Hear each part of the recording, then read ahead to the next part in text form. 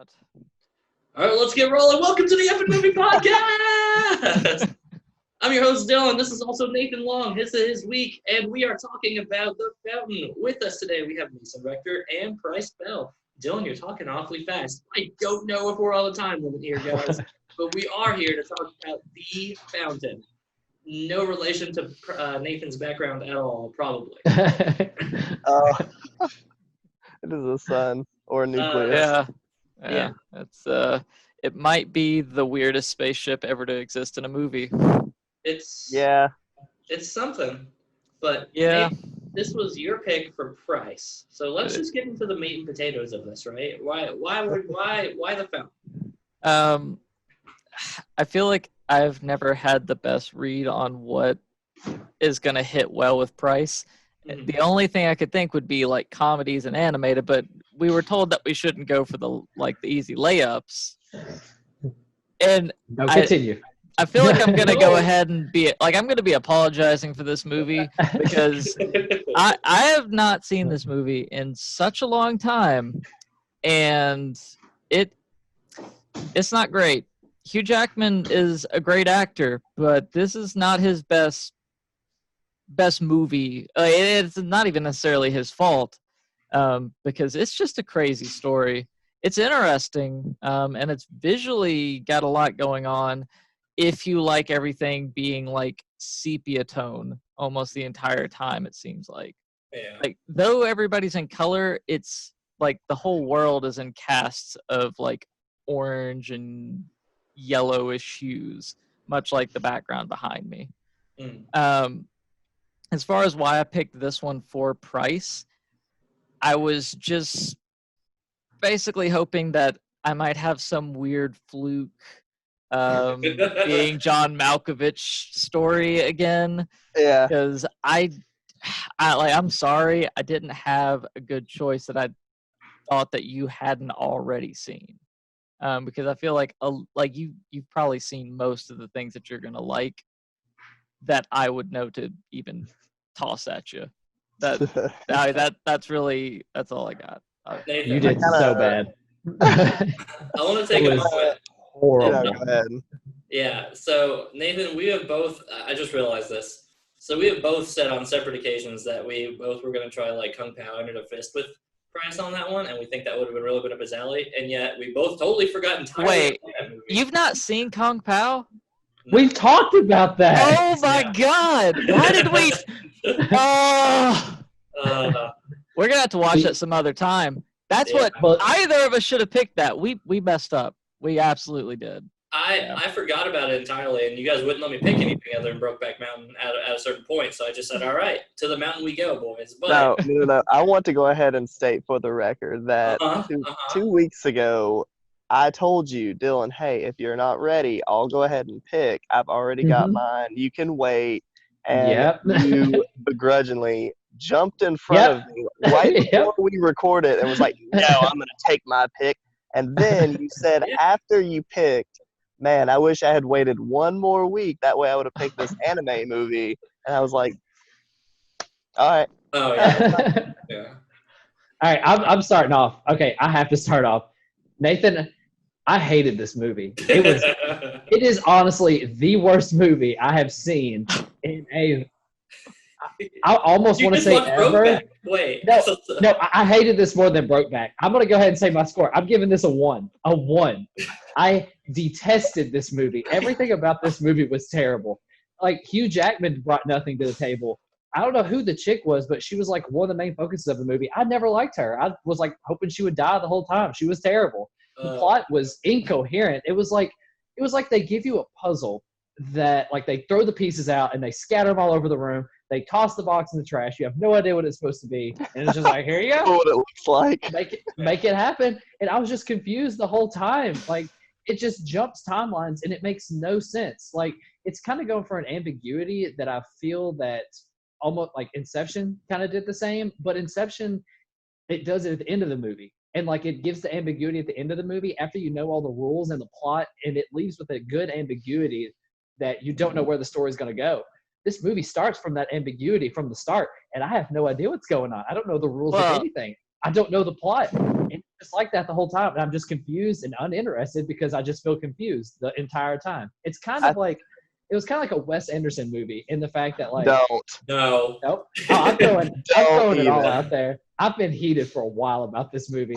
In that Wes Anderson, like he kind of has those feel of those movies where it's like weird and like it just wants to be different, which is like a feeling I don't like in a movie.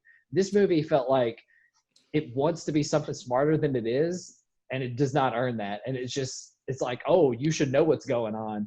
I have no idea what's going on. I finished the movie and still had no idea what was going on, and I had zero interest to go and look up what happened in the movie. Zero. I hated it. So before we get any further, you mentioned the plot, which we have absolutely not talked about in this. So Yeah, we skipped it. Mason, We can. I don't care. You definitely looked up stuff on this movie afterwards. Give us the plot.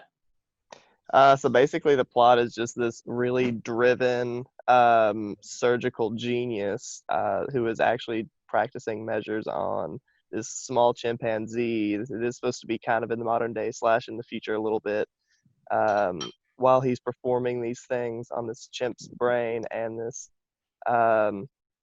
thing that could potentially save his deceased or diseased wife, he is trying to, push through this surgery and get the cure before she gets too sick and it's too late. All while she is telling this story and writing this story of her own over I guess it's like a fictitious novel, but at the same time it's becoming like this reality for him as he's reading it, trying to get closer to her, and by the end he gets to write his own chapter on how this book actually does end, and he is unable to do so, and it all just ties together very strangely, like in a Cloud Atlas kind of way. If you guys have ever seen that movie, it's if you want a movie to chew on, Price, that movie is tough. It's a well-done steak, that one. It brings 6 or 7 storylines together, while this one does only bring like 2 or 3. But yeah, that's effectively. Yeah, and it's actually good. But sorry, Nathan. It's that's really all I got. I didn't think that. I think that you just had the puzzle pieces upside down for this one. I think by the end of you putting this puzzle piece together, or this puzzle together, it was all just the cardboard back side of it. But yeah, I don't know. I liked it a little. I just don't think that it was your type of movie, nor was it mine. But so, chiming in on the pinata wagon here, I'm not going to go back too hard on this one. But so this was a movie that really underperformed on the screen for me, right? Like, obviously, Hugh Jackman doesn't really feel like he's carrying the movie, but he's definitely the lead of the movie, and that's saying something. Rachel Weisz, that's the wife's name. She's the main woman in the Mummy films for like the first couple ones. So she's much better in the Mummy, and that's not a high bar. That's a super high bar. So anyway, this movie was one of the ones where I kind of had a hunch. I thought I had an idea what was going on, and I was like, all right, I'm gonna go read. I'm gonna see how close I am to the bullseye. And I'm like, I don't think I'm super close, but I think I'm on the dartboard. So I'm looking up, and there was only one part that I kind of got right.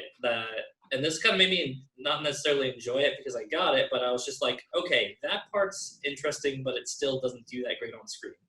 So the whole part where like the wife is being in the spaceship tree, right? Like this is all mental conceptualization. Like this is supposed to be like, this is his mind dealing with all this stuff in a really weird way. Like the conquistador stuff, which I 100% don't buy. Hugh Jackman did not sell me on being like a conquistador from Spain.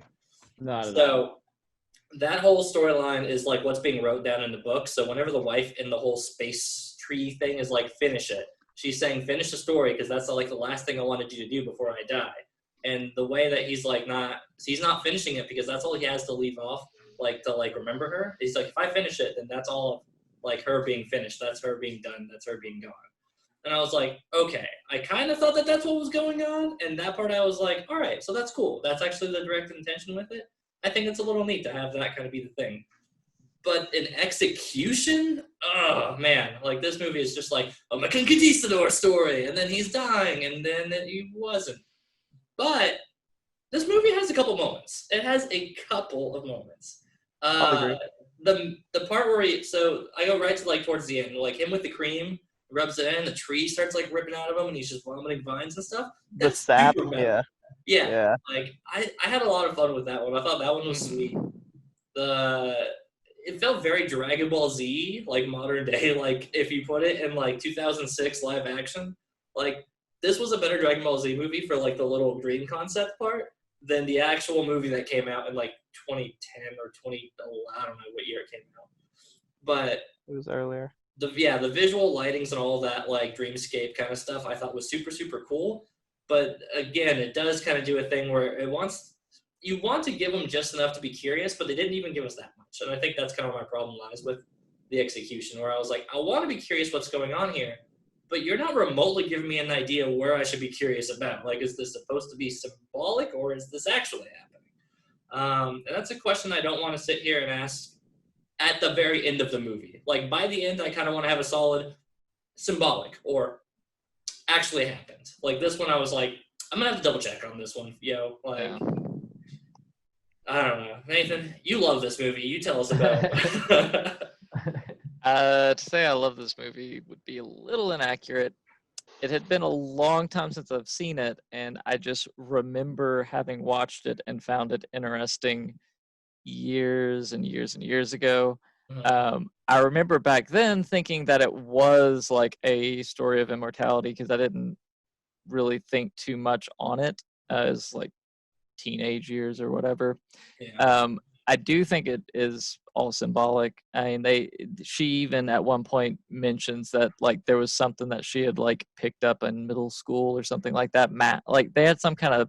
She mentioned something about learning math in middle school or something like that, and like that wouldn't jive at all with her being like Queen Isabella of Spain, who has been immortal through all these years, which is what like the dreamlike part of the story is portraying her as, I think. But the fact that determination still has to be made is not a credit to the movie. Like we shouldn't even be asking that question. So in my opinion, I had to double check to see what the director was on this, and it was Darren Aronofsky, the guy who did Mother and what was the other big one, Mace? You kidding me? Yeah, it's an Aronofsky flick, right? Oh my gosh, I didn't realize that. Yeah, so that was one that I was curious about because I was just like, oh, okay, I can see how this is early Darren Aronofsky shit. Like, yeah, before he got his stuff kind of sort of figured out, maybe. Right, like you could tell he was like trying to get the formula going. Let me try to pull up some of the other stuff. You can keep on going with that. I'm trying to remember what the other weird movies he has, but they're all. I thought that it was Black Swan. That's the other movie that. Yeah. Okay. Yeah. I like that movie. Yeah, I really like that movie. Both of those movies are good. Right. I haven't seen Mother. Oh, apparently we've just been upgraded again. Whatever. It's unlimited minutes. That's just nice. I thought that was my phone telling me to plug it in. Yeah. So if you tell me this is the same director who's going to do this, who's going to do Black Swan, yeah, I can kind of see that. But he really this has to be a super old earlier movie then. No, this is like 2005 or 2007. I think. But I'm thinking like for his directorial career though. Like, probably. It's 2007. I liked how this movie I actually bought Hugh Jackman pretty much the whole way through. I actually liked Rachel Weisz a little bit. It's just that, like, she was sort of, ready for death and all this stuff in a cool way. Like, you weren't so morbidly, like, looking, not looking forward to the end. Mm-hmm. I think that she did pretty darn well. Hugh Jackman as the Conquistador was actually kind of cool. Yeah, I enjoyed that. It was the only Wolverine story. I'll give it that. Yeah. The only way that I didn't like him in this movie was as a bald, monk in the sky with a tree of life. With a hairy tree that he would put his hands up against, and then like the little hairs would reach out towards him. I'm just gonna take a little. It's okay. So my main qualm with this movie, I don't know if it stuck out to you like it did me, was like every time that they got really close and like they would kiss or they would like make out or whatever, or he was trying to like give her CPR towards the very end, like there was like saliva that would just like I don't know if they knew how to kiss or something, but they would like. I saw that. I saw that too. Yeah, I didn't notice that. I didn't notice that. The passion. They kissed really weird too. It was really Yeah, weird. Now that I noticed, like the very open mouth, but no, like open mouth but no tongue. But Yeah. just weirdly like Odd. trying to eat Right. each other's faces. Exactly. So strange. Did anybody That- think that like she was his daughter for like the first third or so of the movie? Because the chemistry didn't feel like it was there, and as he was chasing after her, at first it feels like a wife, but then he's like talking with her on the roof, and I'm like, this feels like he's talking to her like he's a kid. And then she's in the bathtub, and that felt like that was really kid talk until like it wasn't. And then like And he hops in the tub. yeah, something about the tone just I'm like that chemistry was just so far off for me where I was just like these characters make more sense that he's the dad than he's being like a husband, but then he just becomes the husband, and I'm like, all right, I guess I'll accept that too. I'm in too deep. Yeah. Yeah, we're already in the 6-footer at this point, guys. Like we ain't Yeah. going. The main thing that really bothered me about this movie, besides my tirade at the beginning, is that when I'm watching a movie, like I want to be on board with it. And like there's this line that I'm on that if I'm on board with it, I'll allow some things. Like I'll be like, oh, okay, maybe that'll be explained later. Maybe something will come up later to explain that. I was never on board for this movie from like the beginning, from how it just cut so abruptly between timelines. And I was already wavering, thinking maybe like this will be explained, but it would have to be spoon fed to me, I guess. And it never was. So I was just kept going down and down and down. And as it got wackier and wackier, I was going down and the movie was going this way. And we couldn't be more divergent from each other. I mean, so everything. Have you ever seen the Butterfly Effect, Price? Mm-mm. Oh, Dylan or Nathan and you? Yeah. Oh, yeah. Remember, like, whenever he's, like, rereading it and, like, trying to go back in time, the whole, like, camera, like, shakes and, like, the letters come off the page and it's very early 2000s. Right. I wish it had those kinds of transitions when it came to, like him going back in time or in front of time. Right. Rather than just, like, shot, like, screen, and then it's just the next shot. Yeah. Yeah. He's a conquistador again, guys. Hey. It's like he was just a doctor. He was getting through with the shimp. Like, why are we a conquistador? It's funny. Like, this is a weird movie for me. Whenever we get into the rating part, which I imagine is creeping up soon, because again, it's just been pinata season on this thing so far. So, like, strangely enough, like the part of the movie that I thought did the worst, which is all of like the dreamscape stuff, or at least the mentalscape stuff, I guess, is the stuff I found most interesting after the fact, but I hated watching. I don't know if anybody else was on the same page with me as that. Like, during the watch, I was just like, visually, this is cool, but what the fuck's going on? Like, and it's not doing any job at all to get me on board to say, oh, that's what's going on. Yeah. So that's the stuff that stuck in my mind through all these years that I was like, I remember I watched that. I remember it had some really weird, cool conquistador stuff and like time travel. That's what I had remembered in my head. And going back and watching it, like as this movie was progressing, I was like, I picked the worst movie that I could have ever picked. But at the same time, I kept thinking like, I know why I picked this, because it is visually cool if you can divorce it from the fact that it's a terrible plot and is just a hot mess of 3 different stories piled on top of each other. But you can't. I think with this movie, I know. You just nailed it. I think this is like cafeteria food at school when like you have 3 pretty okay meals and they're just slopped all on the same tray for some reason, and you can't differentiate like this good thing is touching this good thing and then that good thing is touching another good thing, and it's like, I'll just take one. I think one would be really good. If I could just get one of these stories, this is a movie that I think easily if we just got like a conquistador story, this movie would have been like 2-3 points higher probably. Easily for me. Yeah. Yeah. Then if I got just like the Dreamscape story, I don't know. You'd have to do something really interesting to get me back on board with that. If you gave me just the surgeon story, I hate this movie. Like, honestly, like, I think about it, no. Yeah, I hate that part the most. Like, that part annoyed me. The Dreamscape, I was just like, this is weird and annoying me, but, like, the surgeon part, like, the grounded reality part, I'm like, you're not doing what you need to be doing, and that frustrates me. Like, the Dreamscape is supposed to keep me guessing, and I'm guessing, so fair. But, like, the surgeon part of the movie that's grounded in, like, the modern day, what we should be, like, thinking this is the main plot line or whatever, I'm just like, this is just dumb. Like, I don't care. I don't think he loves his wife.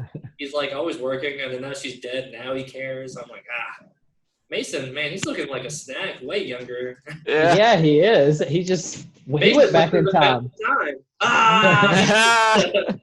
Sorry, I won't let you guys see too much of my 2008-ness. Yeah. So I guess we can get into scores. We all agree this is a fat movie, and so well, see, I honestly think it's fit. Okay, I do. well, let's stay corrected. All right, let's get into the shapes. Fat, fit, perfect. All right, go ahead, Bryce. You fit? Because I don't know what else I'd want. I mean, I don't want more. And I don't want less because I feel like something needs to be explained, but I don't want more of the movie. So this runtime, I feel like, is what it needs to be, which is why I'm not rating it even lower than I already am, is because it doesn't particularly overstay its welcome because I want it. It is pretty to short. be good. Yeah, but it's not.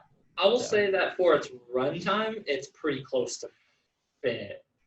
That's where I'm at. I'm only thinking of runtime. But my other side of this is I'm like, this is 2 extra movies too long. Like,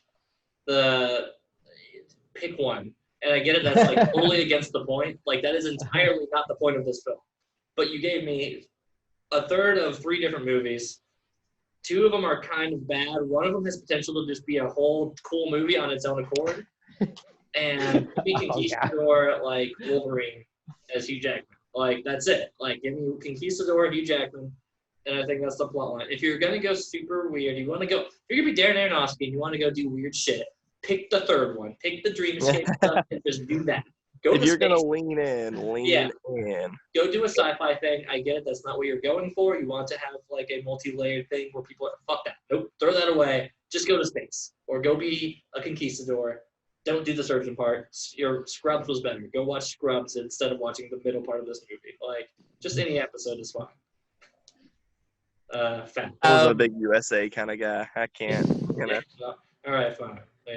I would say to me this movie's thin just because I feel like it needed more to kind of flesh out what the hell was even happening. Also, I would have just been happier to see more Conquistador stuff because I thought that was really cool. The temple and the like Mayans and all that. Like, it visually was a very neat world that they had built for those little dream sequences. So I think more of that would have just made me happier. I don't know if it would have made a better movie, but I mean, it would have been a better movie because they're already putting money into the movie that should be making, not the other movies that they. I'm gonna say that it was actually also thin, but in like a weird way because I could have done without the whole. So a couple of reviews that I read was that this movie was almost taking place in like the 1500s, the 2000s, and then the 2050s or something, or 2000 or 2500, yeah. So yeah, and like the whole time, like with him floating around in that spaceship, like I could have absolutely done without that because it was just it just didn't fly with me. No, pun intended. But I don't. If they took that part out and maybe, like you said, fleshed out in the Mayan stuff or even in the regular storyline, I think I got enough of the regular storyline. It was just some guy who was really, really passionate about finding that cure. I get it, super. But yeah, I could have done with more of the more modern or in the past storylines. They would have been better, I think. So we have 2 thins, 1 fit, 1 fat. So wow, this movie is hitting We don't know respect for where Yeah. this thing is. This is divisive. I think this is the most divisive we've been on Pat Think We're Perfectly Fan. It is. Like, Yeah. It is. Oh, yeah. It's a special movie. It's It special. is a special bow and ribbon IEP approved movie. Like, This might be the first one too. yeah. This So movie has its own bus and its own school assistant. Like, Dylan's not letting Nathan talk. I go like ahead, it. Nathan, sorry. Put him down. Beat this movie. I was just gonna ask what you all thought of the end of the movie too, because we haven't really discussed that, but that is some of the craziest visuals of the whole thing, and I feel like I've seen like a GIF of Hugh Jackman just wide-eyed yeah. staring at God so many times. See, but I don't care about visuals that much. I don't. And Yeah, and that's all that was. Yeah. again, like I don't like unsubstantiated visuals. Like they just didn't feel like it earned it to me. Nah, like, it's the parts that I thought were, like, they're the parts I'm going to go back and say, like, not necessarily the saving grace because it doesn't make this movie good, but I'm like, oh, I enjoyed those parts. Like, for whatever reason, like, the spiritual representation behind him going off into, like, the superstar or whatever like that kind of falls short. It looks super cool, but at the same time, I'm like, I want to feel like I have an attachment. Like, I'm like, oh, that's so symbolic of this part of his journey or something. But as I'm watching the movie, I don't know what it's symbolic of or what the journey is supposed to be, so it doesn't have the stakes that it should.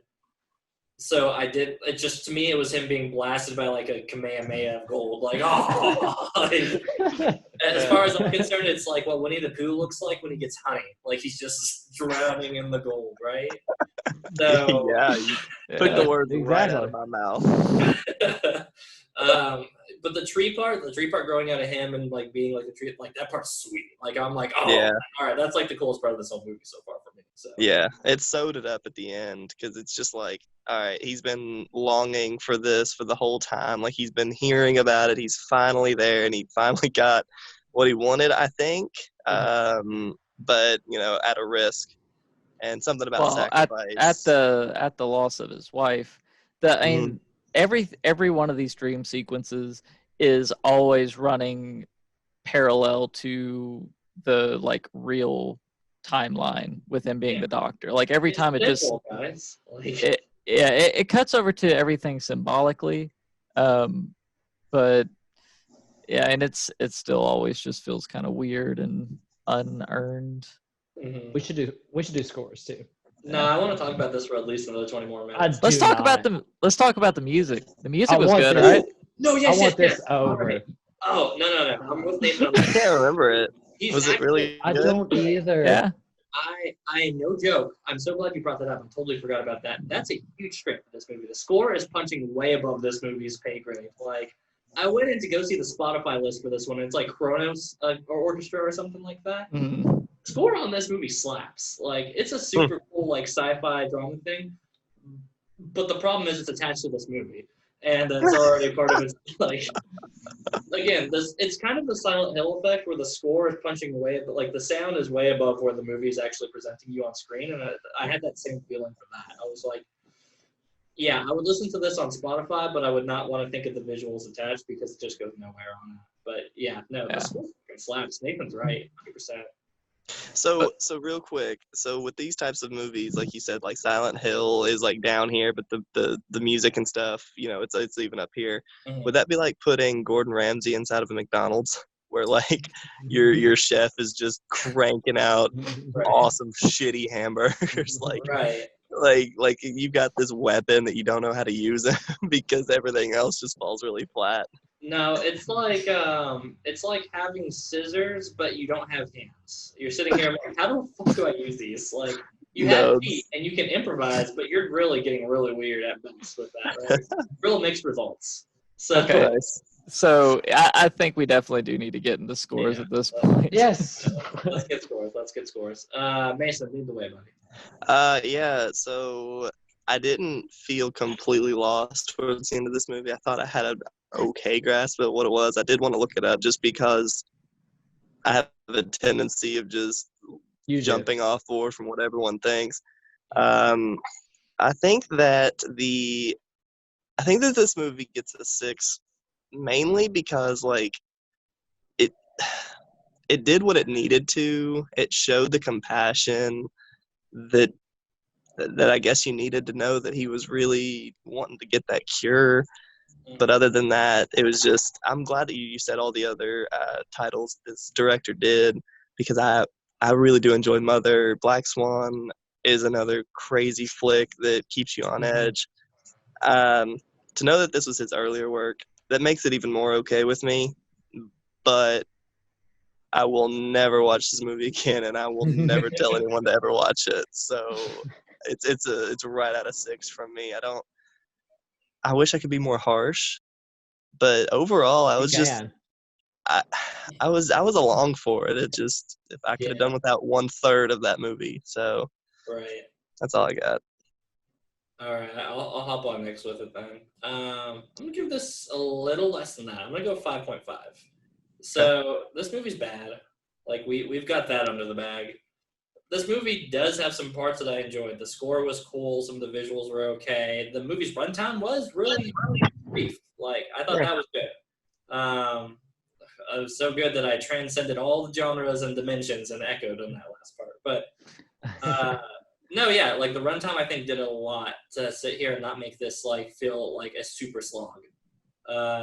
It felt like, oh, I stepped in a puddle and my socks are wet, but now I just take my socks off. Now, some movies I felt like I'm crawling through mud to get through it, and this wasn't one of them. So it was bad, but there's some parts on it that are okay. I'm just going to put it at 5.5. I'm with you, though, Mason. I'm not going to recommend it. I'm probably never going to go watch this movie again. I don't know. If I trip acid and Nathan put it on in the background, I'd probably stare at it for a while, but I wouldn't say I'm watching it. So that's my recommendation for it. Go do that instead. Nathan. Okay. Well, for me, this one lands at a 6. Now, for me, a 6 is higher than Mason. It's higher than Mason's 6. Yeah. I found it visually appealing. I like it's a simple premise to be like, oh, it's about somebody basically ignoring the thing that they're trying to save in order to save it. Like that's what the whole story is. But I think they do it well enough, and all the dream sequence stuff really, like all the symbology around what they're trying to create out of this regular world situation, I think was kind of cool. So I mean, it's a movie that I've not seen in 12 years at least, and there's no telling how long it'll be before I see it again. But I didn't hate it. I wish I had not have picked it for this for sure, but I didn't hate it. So 6. All right, Price, you gave it a 1. Yep. And this discussion has not changed my mind. I'm sorry. Like, it's still a 1. I did not like anything about this movie. I would get on Nathan more about picking it, but at the same time, this could be a movie that I would enjoy. Like, it's not like picking, I don't know, just some other movie that I had no hopes of, like, I would not like Brokeback Mountain, like picking something like that. Like, there's no chance I would like a movie like that. It's not true. You like terrible dramas. But this movie, like, it could have been something that I liked. I wanted to go into it and enjoy it, but nothing about it I enjoyed. I didn't like the fact that I didn't understand anything that was going on the entire movie. I didn't like the characters. I don't like the big bombastic, like, you have the real life setting of the normal one, then you have the Conquistador one, which is pretty cool, and then you just have this over the top golden shower, take it as you will, backdrop, and and just didn't enjoy it. Yeah, that was actually pretty accurate. Right? Yeah, that was pretty good. Yeah, nothing about this movie did it for me, so it's still a 1. I would give it even lower if it wasn't for the runtime not staying super long. If it went like an hour 45, 2 hours, it would be even lower. Mm-hmm. And that is also another factor I had in picking a movie, is I was also looking at my list and be like, okay, I want something short because I get so much shit for picking long movies. You always do. Yours is a minimum of 2 hours and 47 minutes. Yeah. So, I mean, I thought for sure, like, watching this movie, I was like, he could, like you said earlier, being John Malkovich, this thing. And, like, right. whenever I was watching it, it's like, I don't know if this checks all those boxes for him, but it might. This has been a few days ago. But yeah, I was a little bit concerned. I was like, or what's gonna happen is all you guys are gonna just fucking love this movie, and I'm just gonna be like, I don't know about this. And then Yeah. Dylan would go in there and be like, I love whenever he was futuristic and bald and all this stuff. And be like, no, I don't. That really killed it for me. Like that, as soon as it got to those scenes, I was like, well, now I know why I fucked up. Yeah. This thing behind me is the most ridiculous concept for like space travel ever. I hate it. It is the worst part of the movie. Yeah. So, but strangely the prettiest part of the movie. Pick one. Yeah. Well, I don't know, the Conquistador world and like being in Spain and Lady Isabella behind the screens and stuff, like all of that was really pretty. Yeah. I think more so than a freaking tree spaceship. That's true. The furry tree. Right. Yeah. So, although I'm pretty sure I can take a very good educated guess where Price's Rose is going to go today. Wait, we have to pick first. You all pick first. No. Yeah. Which movie? We have the rotation, so we have Train to Busan, Brokeback Mountain, and The Fountain. So take your pick, boys, because we know where I'm going. Train to Busan. I think it's pretty simple for all of us. Yeah. Well, except Mason can't pick his own. Ooh, I can't pick. Oh, that's hard. That's hard, Mason. I would probably go with The Fountain just because Brokeback Mountain was such a dry flick. Everything that Brokeback Mountain didn't have in its movie, this movie had in its. All of that, like, fantastical, like, time jumping, and I don't know. Brokeback Mountain just did not do it for me. And the only praise that I can give it is it was very much before its time, even in 2004 or 2000, whatever it was. Yeah, this movie definitely won. Yeah. So. Yeah, I'm gonna give it to Brokeback on this one, guys. I thought that romance was really believable. No, it's going to Train to Busan. Like, we gave a couple dongers on this one, and I want to note really quickly before Price obviously gives it to Train to Busan, is that I think that it is consecutively the most hilarious thing that for 9 weeks now, we have all tried to pick movies for geared towards one person, and we've all done notoriously worse than our average. I don't have stats to prove that, but I know it's true, and they can go get those stats and tell me how way worse we are about picking movies directly for the person.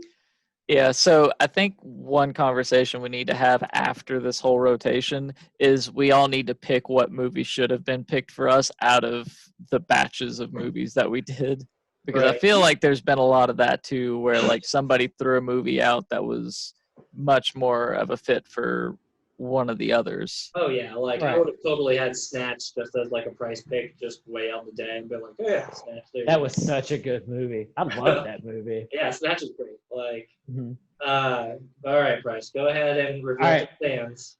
Okay, let me get up on my soapbox real quick first, because the point of this theme is not to just pick good movies. Like, I can't just pick like Shawshank Redemption for somebody and just say, this is the best movie. This is what should win. I should pick something. This is geared towards specifically one host, and I'm feeling personally attacked. But go on. No, it's going towards Nathan too. Believe me. Okay. But like it needs to be something that's tailored to that person. Like the point. Who I think the row should go to is who picks a movie that is both good. It doesn't have to be great, but more importantly, is tailored to that person's taste. And Mason did the best in both of those. Dylan, I have no earthly idea why you picked Brokeback Mountain for me. That was zero a rush. idea. You can go watch Brokeback Mountain's review, Price, if you want to see why. Because I like Jake Gyllenhaal. That's been established, but he doesn't really do too much in that role. That's not true. He's a great power bottom in that movie. He carries the movie literally on his back. Power bottom. The Fountain, I don't know why that one was picked towards me, but Train to Busan, like it has zombies. I like foreign movies. I'm totally fine with subs. I'm totally good with that. And like tasteful violence I like. And then the movie Train to Busan was also the best. So Mason, yeah, I got the flowers right here. It's just I don't know how to get them to you. Nathan, just insert the emoji in my head. Corona cockblocked, everybody. Welcome to COVID-19's The Bachelor. Those flowers are contaminated.